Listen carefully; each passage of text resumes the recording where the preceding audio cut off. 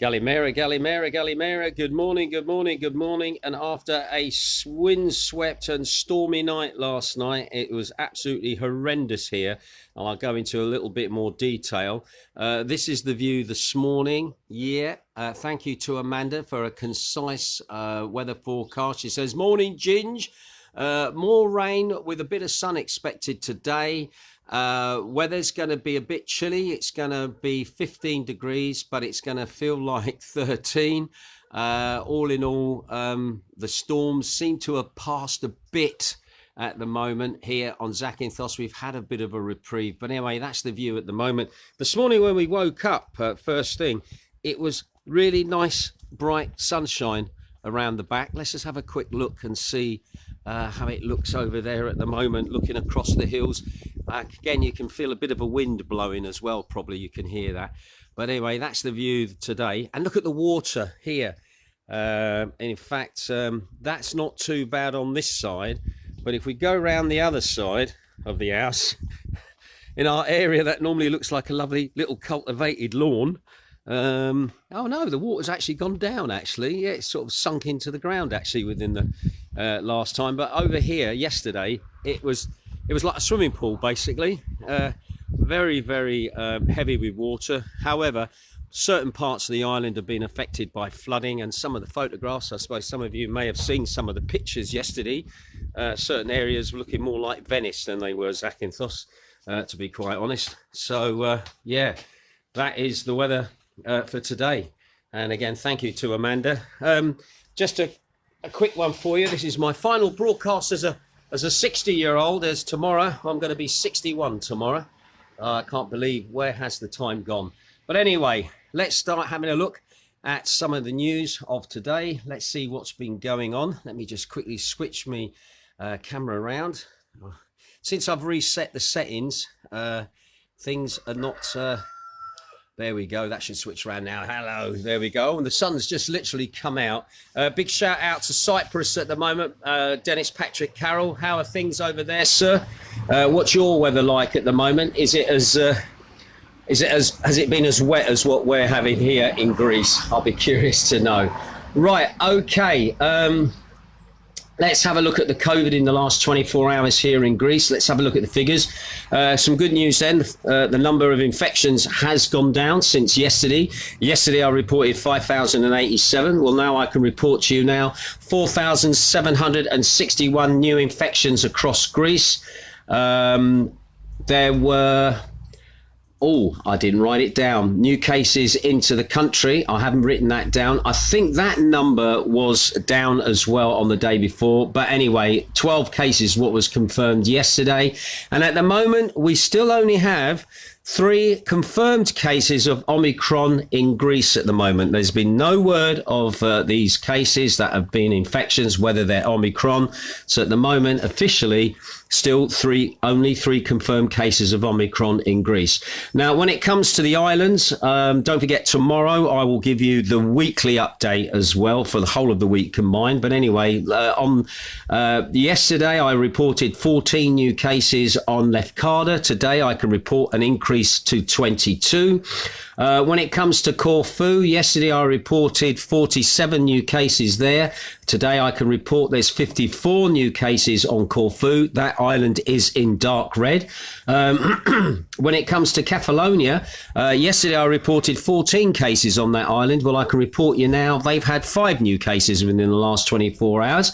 That island is in yellow. And as for us here in Zakynthos, some good news. I did report to you yesterday we had 10 cases, and today I can report 7 cases, and we are in amber. So our cases are actually going down. But anyway, tomorrow I will give you the cases for the week, and we'll do a comparison with the cases over the last few weeks as well, as to see where our epidemiology is going. When it comes to deaths on Greece at the moment, that number has dropped quite significantly, actually. I've got to be honest. You might remember yesterday I said there'd been 103 new deaths across the country. Well, today that I can report now, there's been 72 new deaths across the country. That is now a total of 19,157. 95% of those people had underlying diseases or over the age of 70. And again, as of now, there has been no deaths linked to Omicron, the Omicron mutation at the moment. So once again, our condolences to those families that are affected. And once again, for it to be so close to Christmas, again, it just makes the heart ache harder. So, and again, right, let's have a look then at ICUs across Greece at the moment, how they're faring at the moment. Again, the numbers have crept up just ever so slightly. I did report yesterday 702 people in incubated states in ICUs across the country. That number now is 705 people in incubation. Of those 705 cases, 415 are male, 290 are female. The average age is 64 years of age for those people. 80.3% of them have underlying health issues or are over the age of 70. Anyway, regarding their vaccination status, again, 567 of those people are classed as unvaccinated or partially vaccinated, and 138 of them are fully vaccinated. So there you go. Those are the stats at the moment across Greece at the moment for COVID. Now, as always, I like to do a little snapshot of the COVID news in the UK, especially with everything that's going on, and also in regards to our plans as to whether we are going to go back to England for the times that we plan to go, which was from next Wednesday. Again, decision day will be tomorrow. Although those people who we have to tell straight away, don't worry, we'll be telling you later today, all right? But anyway, this is the situation at the moment in the UK. Just a snapshot of what's gone on. No great detail. But again, this is what the headlines are spouting from all areas of the of the British media. Right, it seems that the London School of Hygiene and Tropical Medicine, their modelling is now suggesting that Omicron could cause anywhere between 25,000 to 75,000 deaths. That's what they're banging. Michael Gove is now said to be pushing for an introduction of stricter COVID measures under the Plan C that they're already talking about now before Plan B is even voted on. Anyway, as this new law that he's talking about would come into effect from Wednesday, December the 15th, which will state that vaccine passports will become mandatory for entry to nightclubs and other large venues, including Premier League football clubs and also concerts. Anyway, in the meantime, Boris Johnson faces a possibility of his latest Tory revolt. Yet Downing Street is resisting Govid's calls. So Govid wants to do one thing, Boris wants to do another thing. But in the meantime, the Commons vote that is set to be held on Tuesday over Plan B, measures where some Tories are expected to actually revolt and not vote as the way that the Tory party wants. So again, in another extraordinary turn of events, it looks like the Tories are going to rely on Labour if they want to get these Plan B restrictions through. So again, the Tory party, which had the majority, so it could vote anything through that it wanted to, if they put a three-line party whip out, it's going to be interesting then to see that they're going to have to rely on Keir Starmer's lot if they want to get this Plan B pushed through. Again, we'll wait and see how that plans out. Anyway, by contrast, it's been reported in the UK press that data from the South Africa, one of the first nations where Omicron was identified, and also suggests that Omicron might be naturally less likely to cause serious disease than what the Delta variant has done. However, such data was viewed as largely anecdotal by the London School of Hygiene and Tropical Medicines. Anyway, just to put this all in context as to the latest Omicron figures and numbers in the UK, now it's interesting. If you sit and read the article that I read in the Daily Mail, The Daily Mail actually wrote in its article that there's been confirmed 1,898 official Omicron cases confirmed in the UK. But their big banner headline, which they probably used from the day before, said 1,265. Now, the interesting thing about those figures is that when you look at what's going on in Scotland at the moment has only 121 cases confirmed, all right, and Scotland is doing its own thing and pushing for further and more restrictive lockdowns. Wales at the moment, who's effectively, as far as I'm aware, gone into a lockdown, they've had 15 cases confirmed there. And as for Northern Ireland, who we don't hear much about them at all, they've had 5 cases of the Omicron variant recorded there. So again, interesting. Lots of confusion. But also, one thing can I point out as well that is printed in the British public press, there has been no deaths or hospitalizations being linked to the new Omicron variant. All right. Okay. Let's then have a look at the Greek news then. Just to let you know that the Panhellenic Seamen's Federation, the P&O, announced an extension of its 48 hours strike for all categories of ship, and that is going to continue until December the 13th, 2021. Now, this extension of the strike starts at midnight 001 on Sunday, that's today, December the 12th, and ends at midnight on Monday, December the 13th. The state-run media is announcing. Now, the 48-hour strike started, if you remember, on Friday. It was scheduled then to end on Saturday at midnight, December the 11th of 2021. But no, because of the bad weather, basically, if anybody was going to sail, they couldn't sail anyway because the weather was so bad. A lot of vessels would have stayed in port. So basically, they've extended their strike, as far as I can see, is because they missed out on the days they could have sailed because the weather was bad. So once again, if you're somebody who's trying to get to Athens at the moment, my advice to you is to get in touch with whoever you booked your tickets with or with the port authority to find out if you are going to be able to get to your destination or not. All right. So once again, just bear that in mind. I know there are people going up to Athens today who are looking to get flights to the UK. Right. Also coming back to Zakynthos, last night it was reported that many roads in Zakynthos had been closed to traffic because there has been some serious flooding during the day. Regions such as Alikez, Alikanaz, Ramiri, Vanuatu, they were all suffering quite heavy flooding. Some of the pictures that were up online look quite horrendous, actually, and people were getting their basements pumped out. There'll probably be more detail about that weather and how it affected homes later today as people start on the clear up. But at the moment, it's looking quite pleasant at the moment. However, Jane and I, we still do plan to go and feed the cats in Kalamaki, so we'll see what it's like there when we go there today. Right, another interesting story that's just come up.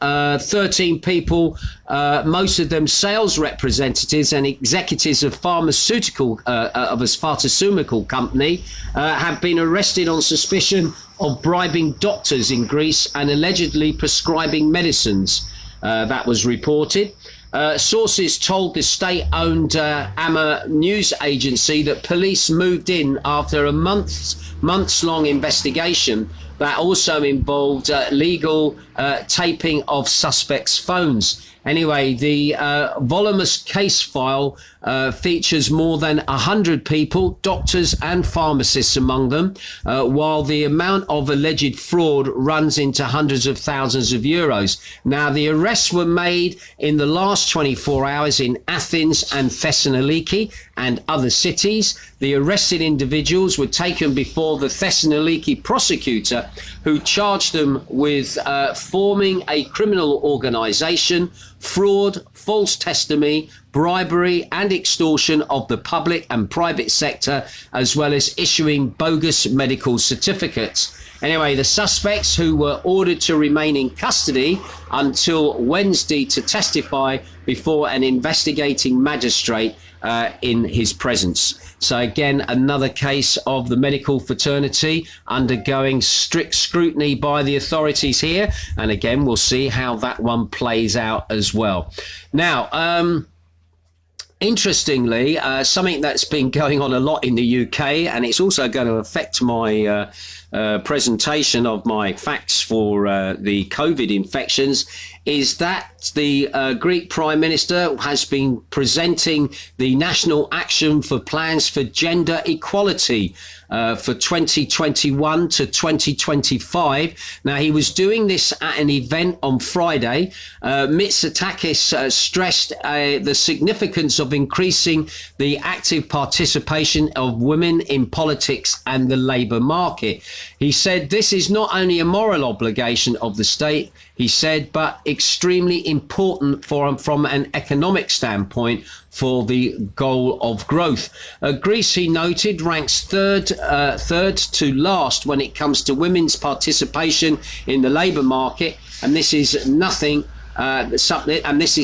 that has to change. He also said that the action plan entails facing to address problems stating with violence against women, and described the Me Too movement as an awareness-raising revolution. Once again, I think I've confused that slightly. I thought when he said about women gender equality, he was going to also go on to the woke thing now about gender identification, but obviously that's not been mentioned at the moment.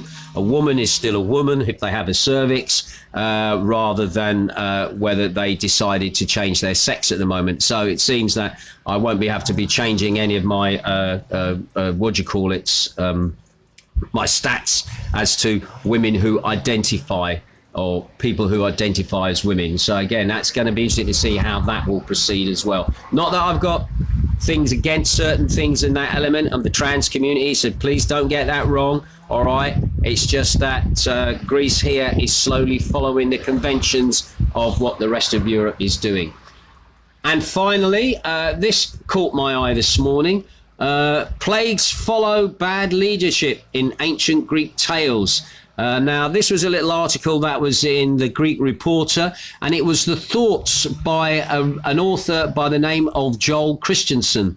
Now, he said this, and I did find this very interesting, actually. The tales of ancient Greece remind the public that leaders must be able to plan for the future based on what happened in the past. Examples are evidenced during their performance of the Great Plagues that obviously affected ancient Greece here.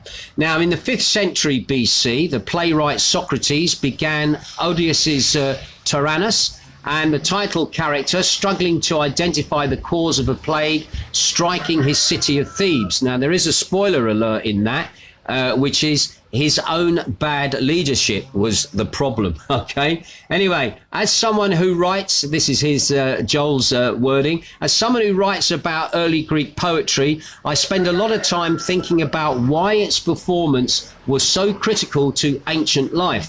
One answer is that epics and tragedies helped ancient storytellers and audiences try to make sense of human suffering. Anyway, from his perspective, plagues functioned as a setup of an even more crucial theme in ancient myth, a leader's intelligence. At the beginning of the Iliad, for instance, the prophet Clatus, who knows the causes of the 9-day plague, is praised as someone who knows what is, what will be, and what happened before. This language anticipates a chief criticism of Homer's legacy of King Agamemnon, that he does not know the day before and the after. The epics remind their audiences that leaders need to be able to plan for the future based on what has happened in the past. They need to understand cause and effect. What causes the plague could have been prevented. So again, that's a little thought to put in your own head as to the way things are being handled at the moment. Is mandatory vaccination the way forward? Is it taking away of civil liberties and freedoms? Are we handing over too much power to those that govern us, who basically, don't forget, are put there by us? All right, you decide on who you want to vote for. And do you think that sometimes they get a little bit too carried away with the power that they have?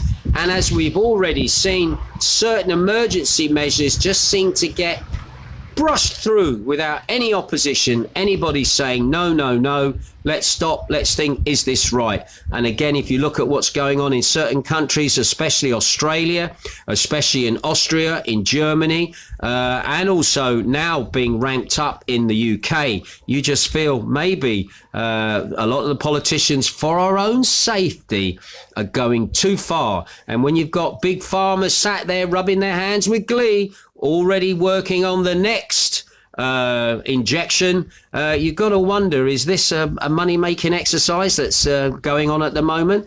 And also, who's going to pay for it all? I'll tell you who'll pay for it all. It'll be you, the little man, with his tax. And the elite, well, they'll just get another tax break and they'll just sail on through as if nothing is going on, nothing to see here. So anyway, that's just a little thought. And a quick shout out to some of those people that are tuning in at the moment. Ken Grant says, good morning, Ginge, from a sunny Suffolk, he says at last. I'm pleased about that. Graham Chisholm, oh, there's a blast from the past. Nice having you looking in as well, fella. I hope you're good.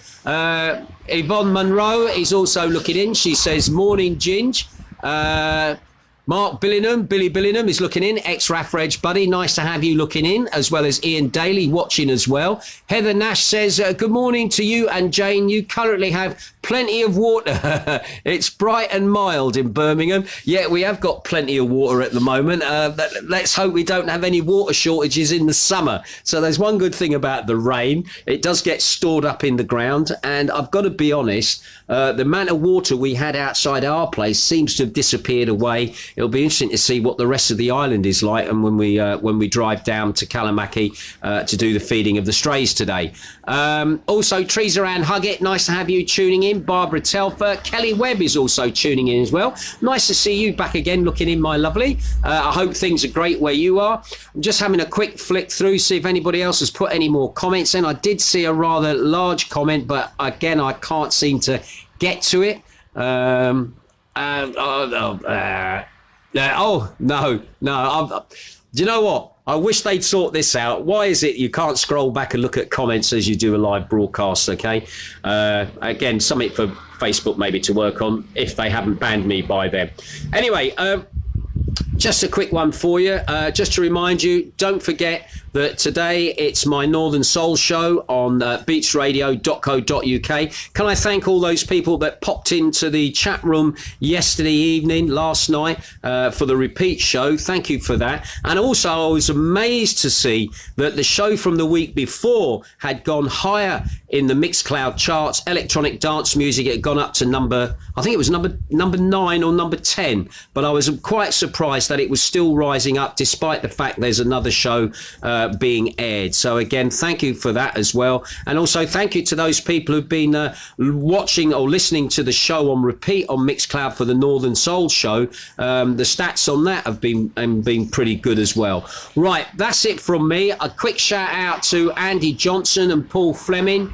I saw somebody saying morning from sunny Stoke-on-Trent, so I've got a feeling that could be my old buddy Steve Hinkling, who I think is Father Christmas still this weekend at Ashdown Farm. So if you're looking to take the kids somewhere and go meet Father Christmas, Ashdown Farm near Stoke-on-Trent, you'll probably find it online. I think he's going to be there ho-ho-hoing, doing his Father Christmas.